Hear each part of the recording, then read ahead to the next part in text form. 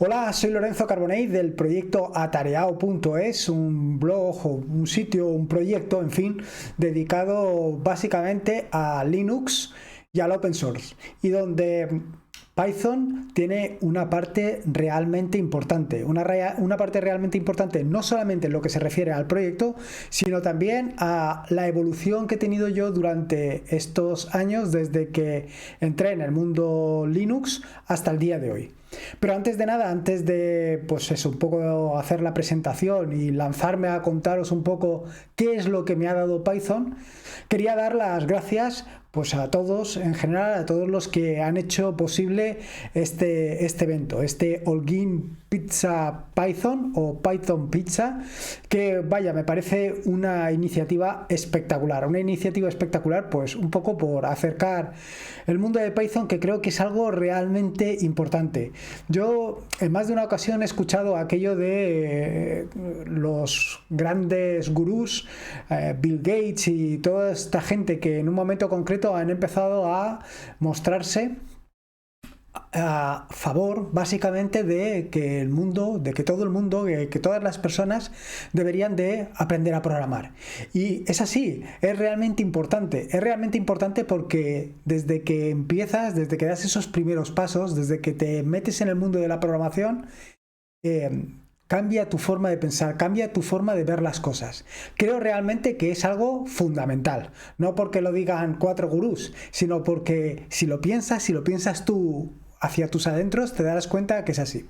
Bueno, lo importante, como te decía, mi nombre es Lorenzo Carbonell del proyecto Atareado.es y llevo aproximadamente desde 2008 desarrollando, bueno, un poco los primeros pasos fueron lo que es los inicios del blog, los inicios de la página web, que ya te digo que fueron sobre 2008 hasta pues un poco el día de hoy. En esos años empecé primero contando mis primeros pasos con la relación con Ubuntu, que fue la distribución con la que me inicié, y luego pues desarrollando aplicaciones, y creo que ahí, justo en el desarrollo de aplicaciones, es donde realmente he disfrutado y hoy en día disfruto más. Desde que yo tengo uso de razón, desde que yo me acuerdo, toda la vida he estado programando. Quizá en los primeros años programara algo menos, pero mientras mis compañeros de curso, mis compañeros de estudios se dedicaban a jugar, yo, cuando algún compañero, algún amigo me dejaba su ordenador, lo que hacía era, en lugar de jugar, programaba. Y hice programas de casi cualquier cosa que te puedas imaginar, desde una lanzadera espacial, bueno, básicamente era dibujar la lanzadera espacial, hasta posteriormente, pues, ¿qué te voy a decir yo? Una aplicación para intentar acertar la lotería, que evidentemente, como ya te puedes imaginar, nunca acerté, pero ya te puedes hacer una idea. Desde aquellos primeros pasos, desde aquellos primeros inicios, mi principal objetivo, donde yo realmente disfrutaba, no era jugando, sino que era programando. Como te puedes imaginar, por aquellos años yo empecé con Basic. Posteriormente, una vez entrado en la carrera, pues aprendí Java, Pascal, C++, incluso el proyecto fin de carrera lo hice inicialmente en C++, hice una interfaz gráfica, pero claro, aquello me dedicaba más tiempo a desarrollar lo que era la interfaz gráfica de la aplicación que quería desarrollar, que básicamente a hacer el proyecto final de carrera. Así que al final tuve que dejarlo, tuve que abandonarlo y dedicarme a Visual Basic. Creo que te estoy hablando de aproximadamente, para que te hagas una idea, del 96 o una cosa así, de 1996. A partir de aquí ya empecé a implementar aplicaciones en Java y en .NET. Y en paralelo, a la vez que hacía esto, empecé a trastear, porque nada más que se puede llamar a trastear a lo que estaba haciendo por aquella época, con Linux. En concreto, con una distribución que se llamaba Slackware, y que la verdad me dio muchísimos dolores de cabeza, porque era realmente complicado pues instalarla en un ordenador y llevarla a funcionamiento, poder utilizarla. Pero aún así, yo recuerdo que aquello funcionó, aquello conseguí que funcionara, pero no terminé de encajarlo todo. Poco a poco, pues conocí algo más, otras distribuciones, pasé por OpenSUSE, pasé por aquel entonces no me acuerdo cómo se llamaba, también Mandriva, que creo que entonces se llamaba Mandrake, en fin, por distintas distribuciones hasta que aproximadamente en 2008, que fue un poquito por la época en la que empecé el proyecto Atareado.es, por aquel entonces la página web única y exclusivamente, entré y conocí Ubuntu. Ubuntu fue, yo creo que el punto de partida que me llevó a la situación en la que me encuentro hoy en día. Me llevó a esta situación porque era una distribución realmente amigable, era una distribución realmente sencilla y donde no me tenía que preocupar tanto de instalarla como sí de aprovecharla.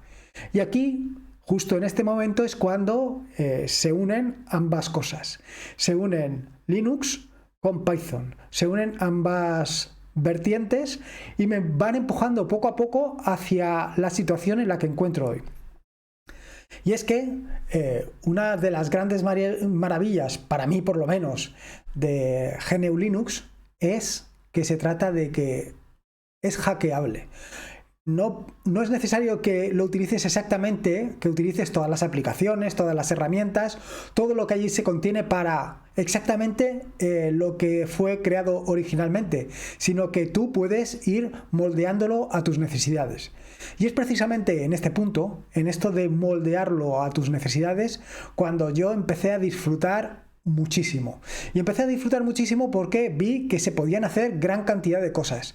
Operaciones que en un momento determinado me llevaban horas, como podían ser cuestiones tan sencillas como redimensionar imágenes, desde un terminal lo podía hacer bastante sencillo. Pero es que si además unía el potencial de la terminal con Python, podía hacer cualquier cosa que se me pudiera imaginar. Podía redimensionar imágenes utilizando las librerías o los módulos de Python que hay disponibles para ello. Podía cambiarles el formato, pasarlos de JPG a PNG, aplicarles degradado de colores, convertirlos a escala de grises, convertirlos a distintos formatos. Aquello era una auténtica maravilla y solamente necesitaba un poco de un lenguaje de programación, un poco del conocimiento de lo que es la máquina o lo que es GNU Linux y un poco de ganas de empezar a desarrollar casi cualquier cosa. Pero no solamente empecé a hacer cosas de scripting relativas a imágenes. Después descubrí distintos módulos que me permitían hacer lo mismo pero con PDFs. Y aquí ya sí que me explotó la cabeza. En el momento que descubrí varios módulos de Python para trabajar con PDFs, dije, esto es una maravilla, esto es una absoluta maravilla, porque se podía hacer casi cualquier cosa. Unir PDFs, separar PDFs, mezclar PDFs, extraer hojas, combinar hojas, combinar PDFs entre sí. Aquello era una auténtica maravilla. Estaba disfrutando y estaba realmente sacándole muchísimo partido. Y simplemente con lo que te digo, unos pocos conocimientos de programación y una gran cantidad de módulos que Python pone a nuestra disposición. Módulos para hacer cualquier cosa, desde lo que te acabo de decir, tratamiento de imágenes, hasta tratamiento de documentos PDF. Eso estaba bien, pero tenía un pequeño inconveniente. Y el pequeño inconveniente que tenía es que, había que recurrir a la terminal. Había que meter las manos en la terminal para ejecutar algunos scripts. Sí, podías hacer lanzadores para esos scripts, lanzarlos sin tener que recurrir a la terminal, pero no estaba a disposición de todo el mundo. No todo el mundo podía recurrir a esto. Y esto para mí, ¿qué quieres que te diga? Yo quería sacarle el máximo partido a esto. Quería que otras personas en un momento concreto pudieran utilizarlo. Y, sinceramente, no todo el mundo está dispuesto a bajar a la terminal, no todo el mundo está dispuesto a terminar en la terminal, nunca mejor dicho, y empezar a ejecutar scripts. Y aquí es donde se unió Python con GTK para permitirme desde los exploradores de archivos que hay actualmente para Gnome, para Mate y para Cinnamon, que son Nautilus, Caja y Nemo respectivamente, integrar esos scripts de una manera relativamente sencilla con esos exploradores. De manera que seleccionando con el botón derecho del ratón sobre cualquier archivo, por ejemplo cualquier archivo PDF, pudiera conseguir todas estas ejecuciones de scripts directamente. Y esto lo podía hacer de nuevo gracias a Python.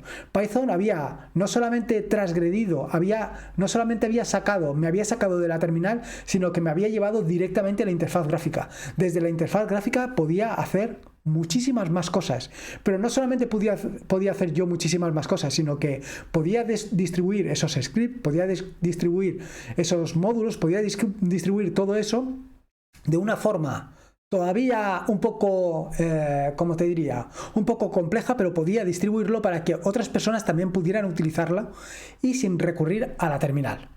Pero no solamente me quedé ahí. En unos años más tarde, bueno, yo creo que sobre el 2008, 2009, el 2010, me regalaron un netbook, un ordenador de estos pequeñitos, que venía con GNU Linux. No me acuerdo exactamente qué distribución, pero ya te puedes hacer una idea que inmediatamente instalé Ubuntu, con un touchpad.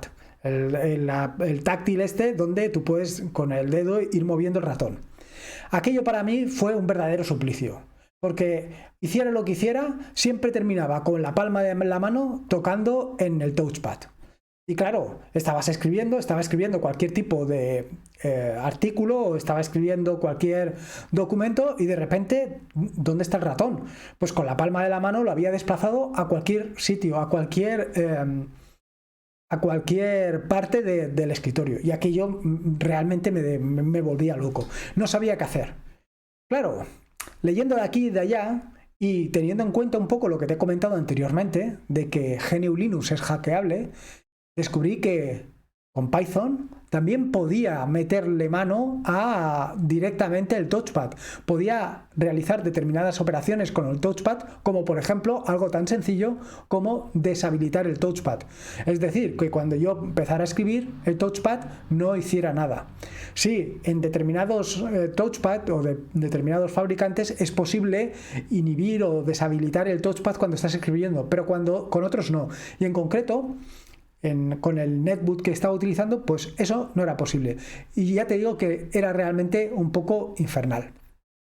Así que nada, me puse manos a la obra y de nuevo, gracias a Python, gracias a GTK, conseguí hacer una pequeña aplicación, que actualmente está disponible, que la puedes descargar e instalar en cualquier distribución GNU Linux, y con esto simplemente puedes, cuando conectas un USB, se deshabilita directamente el touchpad, o cuando estás escribiendo también se deshabilita el touchpad.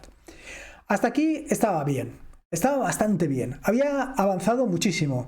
No solamente había avanzado en el conocimiento de scripting, no solamente había avanzado en el conocimiento de Python, no solamente había avanzado en el conocimiento del sistema operativo que había todo por debajo, sino que además había conseguido todo eso que estaba realizado con scripts y directamente en la terminal, hacerlo en una interfaz gráfico. Y de nuevo, como te digo, gracias a Python y a GTK. Pero, ¿y otras personas? Claro, yo vi que realmente el problema del touchpad no era única y exclusivamente un problema mío. Había mucha gente que tenía exactamente el mismo problema que yo. ¿Qué hacer? ¿Cómo podía conseguir que esas personas pudieran también disfrutar de esa aplicación, de esa herramienta? Y aquí es donde nació o donde surgió Empaquetar. Empaquetar archivos, Empaquetar Python te permite realizar paquetes, y en Debian, Ubuntu, etcétera, etcétera, también es sencillo, relativamente sencillo empaquetar. Así que, sinceramente, el siguiente paso fue aprender a empaquetar. Python me empujó a aprender a empaquetar, primero con paquetes única y exclusivamente de Python, y luego posteriormente paquetes para Ubuntu, en fin, para las distribuciones que habitualmente utilizaba. Me creé mi primer repositorio, aprendí, empujado de nuevo por Python, aprendí a crear repositorios, de los que pone launchpad.net a tu disposición para que subas allí tus aplicaciones, tus herramientas, tus paquetes, para que los pueda instalar cualquier otra persona. Pero no solamente esto estaba bien, pero hacía falta algo más de colaboración, porque claro, mi aplicación solamente estaba disponible por aquel entonces en español, pero Yo quería que la utilizara todo el mundo. Bueno, pues en Launchpad.net tenía también la posibilidad de que otras personas pudieran colaborar conmigo en traducir esa aplicación implementada con Python a cualquier otro idioma. Y se tradujo a, pues no te sé decir, pero fácilmente a una decena, a una veintena de idiomas para que muchísima gente también pudiera utilizarlo. Hasta ahí estaba bien, pero de repente surgió la necesidad no solamente de colaborar en las traducciones, sino también de colaborar en el desarrollo de código.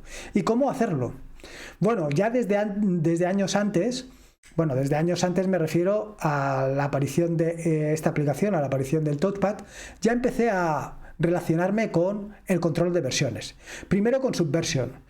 Subversion para mí fue un verdadero rompecabezas. ¿Para qué te voy a decir lo contrario? A mí eso me parecía realmente complejo. Luego, cuando llegué a Launchpad.net, donde era el servicio que ofrece Canonical, la empresa que está detrás de Ubuntu, para que pudieras subir todas tus aplicaciones allí, tenía otro sistema de control de versiones, que era Bazaar. Bazaar es un sistema de control de versiones muy parecido a Git, con lo cual, cuando descubrí Git y aposté por Git en favor de este sistema de control de versiones y en contra de Bazaar, pues aquello fue realmente un paso muy sencillo, lo cual también me dio otro paso más: entrar en el mundo de GitHub y GitLab. Y todo, otra vez, empujado por Python. Python ha sido el hilo conductor que me ha ido llevando de un sitio a otro, del otro sitio al siguiente, y me ha ido dirigiendo hacia el sitio en el que estaba en ese momento. Tenía una aplicación implementada en Python, subida en determinados repositorios de Canonical para que pudiera instalarla cualquier persona y con su control de versiones. Y no solamente eso, sino que gracias a la plataforma de Launchpad la había podido traducir a una veintena de idiomas para que otras personas pudieran utilizarlo. Vaya, aquello era una verdadera maravilla. O sea, yo que no tenía ni idea de conocimientos de Python cuando llegué a Ubuntu, que no tenía ni conocimientos de Ubuntu, no sabía ni cómo funcionaba el sistema operativo en sí, no conocía el funcionamiento de un touchpad, todo ese tipo de cosas no las conocía. Ahora tenía una aplicación que podía utilizar cualquier persona para gestionar esa herramienta. Y claro, esto me abrió los ojos para gestionar casi cualquier cosa. Así que en los repositorios de Launchpad, en mis repositorios de GitHub, puedes encontrar, y de GitLab también, puedes encontrar decenas de aplicaciones implementadas en Python y que siguen un poco la misma filosofía. De manera que cualquiera puede contribuir al código, cualquiera puede contribuir a cambiar, a modificar, a mejorar esas aplicaciones. Y no solamente esto, sino que además son sencillas de utilizar porque están perfectamente integradas con el escritorio y no tienes que recurrir a la terminal. Pero ahí no queda todo. De repente apareció Telegram. ¡Madre mía! Y Telegram me permitía también hacer una cantidad de cosas que hasta el momento no había hecho. Cosas que, ¿cómo te diría yo?, transgreden, pasan, van más allá del escritorio. Hasta ahora, todo lo que he hecho, todo lo que he implementado, todo lo que he desarrollado estaba circunscrito única y exclusivamente al escritorio. Trabajar con servidores, trabajar con otros servicios, trabajar con otras herramientas me parecía algo que estaba, fuera completamente del alcance de los seres humanos. Me parecía algo increíble. Y cuando descubrí Telegram, cuando descubrí todas las posibilidades que Telegram pone a nuestro alcance, me quedé realmente sorprendido. Empecé a trabajar con la API de Telegram, empecé a exprimirlo, a intentar hacer determinadas operaciones directamente con Telegram. Operaciones como puede ser desde interaccionar con un determinado servicio hasta interaccionar con tu propio ordenador. Cuando apareció la Raspberry y me di cuenta que era posible controlar la Raspberry directamente desde Telegram, mandando determinados mensajes, aquello fue como que me explotó la cabeza. Y de nuevo, detrás de todo esto había un lenguaje de programación y unos módulos. Me refiero a Python y a Request. Request me permitió hacer todo ese tipo de cosas, todo ese tipo de operaciones, todo ese tipo de relación con Telegram de una manera súper sencilla, porque Python lo pone todo tan sumamente sencillo que es increíblemente, ¿cómo te diría? Osado, no meterte a implementar en Python y a crear tu propio bot. Así, he implementado bots que, por ejemplo, hacen control del spam para permitir o no permitir que determinadas personas entren en un grupo, o por ejemplo para crear retos, o para crear cuestiones, o para crear preguntas, en fin, bots que te ayudan a todo. No solamente es esto, también he creado bots que me informan de cosas, bots que cuando leen los feeds y ven algo que he marcado como interesante, directamente me lo mandan. En fin, que todo ese tipo de cosas que para una persona que no tiene conocimientos de programación pueden aparentar que son realmente complejos, cuando te metes, cuando descubres Python, cuando descubres las posibilidades que te ofrecen las APIs, realmente te explota la cabeza. O por lo menos es lo que me pasó a mí. Y claro, algo había que devolverle a Telegram en este caso, y es que en un momento determinado, pues no te sé decir exactamente cuándo, cuando descubrí las posibilidades que tenía Telegram, cuando vi todo lo que se podía hacer con Telegram, dije, ostras, esto hay que devolverlo, hay que hacer algo para que todo el mundo pueda utilizar Telegram de una manera relativamente sencilla. Así que se me ocurrió, pues igual que estaba empaquetando aplicaciones implementadas en Python, también empaquetar Telegram. Telegram no es realmente complejo de instalar en Linux, simplemente te tienes que bajar el archivo y descomprimirlo en un directorio que esté en el path. Hasta ahí todo es relativamente sencillo, pero ¿qué sucede cuando no conoces, cuando no tienes esas herramientas? Cuando no conoces suficientemente, por ejemplo, la terminal para hacer esto de una manera relativamente sencilla. ¿Qué es lo que haces? ¿Cómo resolverlo? Por aquel entonces yo estaba realmente preocupado porque todo el mundo pudiera utilizar todas las aplicaciones que había implementado desde una interfaz gráfica, no tener que recurrir en ningún caso a la terminal. Por esto, pues implementé lo que te acabo de comentar, una aplicación para el touchpad, complementos para Nautilus, Nemo y Caja para modificar imágenes, para todo esto desde la interfaz. Claro, si todo esto lo hacía desde la interfaz y quería ayudar a Telegram, pues lo mejor era empaquetarlo y crear un repositorio desde el cual fuera realmente sencillo instalar Telegram. Y eso es lo que hice. Hice un repositorio y cada vez que salía una actualización de Telegram, pues me preocupaba de actualizar ese paquete, subirlo para que estuviera disponible a todo el mundo. No solamente estaba el caso de subirlo a los repositorios de Launchpad, sino que además había que crear las versiones para correspondientes a todas las versiones de Ubuntu que en aquel momento estaban disponibles. Esto que inicialmente pues, es una tarea relativamente sencilla, con el paso del tiempo y sobre todo con la carga de trabajo, con el desarrollo continuo que estaba realizando por aquel entonces Telegram, pues empezó a suponer una pequeña carga. Y no solamente eso, sino que había muchos usuarios que en un momento concreto, en cuanto salía la aplicación, en cuanto salía la nueva versión de Telegram, la querían en su equipo. Y no pensaban en que también lo podían instalar de otra manera. Así que se me ocurrió pues, la solución, que es la automatización. Sí, había que automatizar todo ese proceso, había que conseguir que básicamente esto que te estoy contando de empaquetar, crearlo, subirlo al repositorio y crear versiones para cada una de las versiones actuales de Ubuntu, hacerlo automáticamente. ¿Y sabes cómo lo hice? Pues sí, como te lo estás imaginando, lo hice de nuevo con Python. De nuevo Python entró a solucionarme un problema, y es que todo esto que te estoy contando se puede hacer con Python. De nuevo Python viene aquí a echarnos una mano. Primero, el empaquetamiento, pues simplemente es crear un script en Python que te permita realizar estas operaciones. La subida exactamente igual, y en cuanto a la gestión de versiones, Launchpad, el servicio este de Canonical, tenía una API que te permite hacer este tipo de operaciones. Pues de nuevo Request vino a de nuevo resolver el problema. Simplemente con llamadas a la API conseguí pues generar las versiones correspondientes para que cualquiera en cualquier momento pudiera tener la última versión sin que yo me tuviera que preocupar. Y esto es lo que sucede hoy en día. Hoy en día, y como te puedes imaginar, a esto le voy a unir Telegram.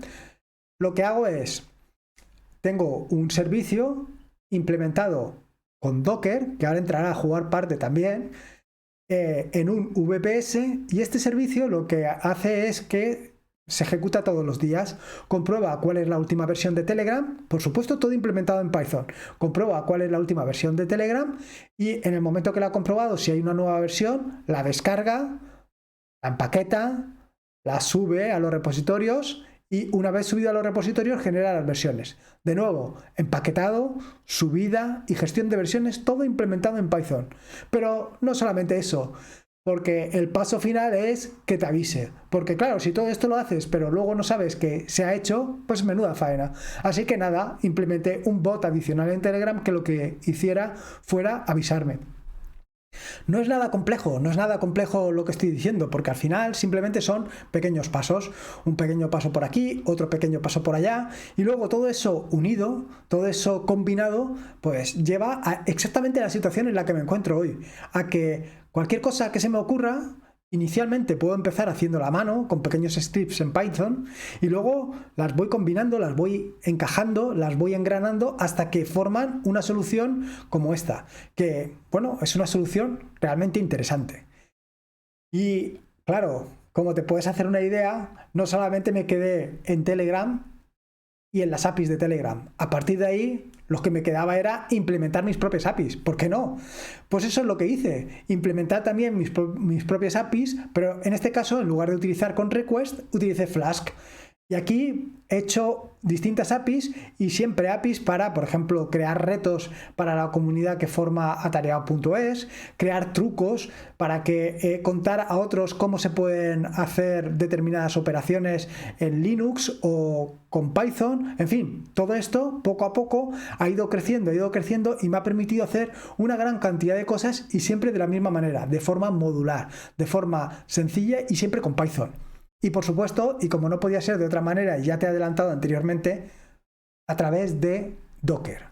Docker ha supuesto también un gran cambio y una gran mejora, porque me ha permitido empaquetar o, como te diría, meter esas aplicaciones implementadas en Python en contenedores Docker y distribuirlos en cada uno de los VPS, sin preocuparme de nada, sin preocuparme de qué versión de Python hay allí, o si estaban estas o aquellas módulos, en fin, todo va en su contenedor Docker y donde vaya, allí va perfectamente.